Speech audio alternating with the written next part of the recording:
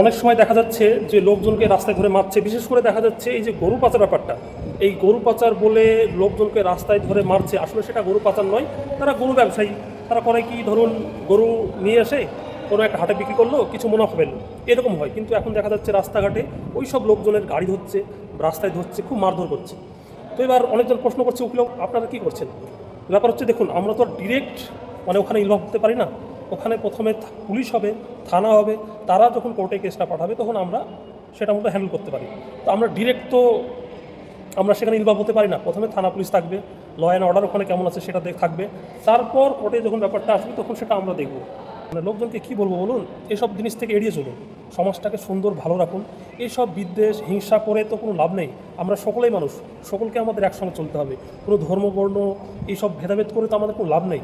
আমাদের দিন শেষে আমাদেরই ক্ষতি হবে, কারণ সবাইকে মানুষ, আমরা মানুষের সঙ্গে সবাইকে চলতে হবে। মানুষ ছাড়া কিন্তু আমরা একসঙ্গে চলতে পারবো না। ধরুন আপনি একা পৃথিবীতে তো আপনাকে রেখে দিই, আপনি থাকতে পারবেন? কখনো পারবেন না। তো মানুষের প্রয়োজন, মানুষকে নিয়েই থাকতে হবে। এই ধর্ম বর্ণ এসব নিয়ে হিংসা বিদ্বেষ না করাই ভালো। সব একসঙ্গে চলুন, একসঙ্গে থাকি। এসব সমাজে এসব কার্যকলাপগুলো খুব খারাপ লাগে, খুব কুরুচিকর লাগে। তো এগুলো একটু দেখে চলুন, একটু চলুন, সবার সঙ্গে চলি, ধর্ম বর্ণ ভেদাভেদ না করে।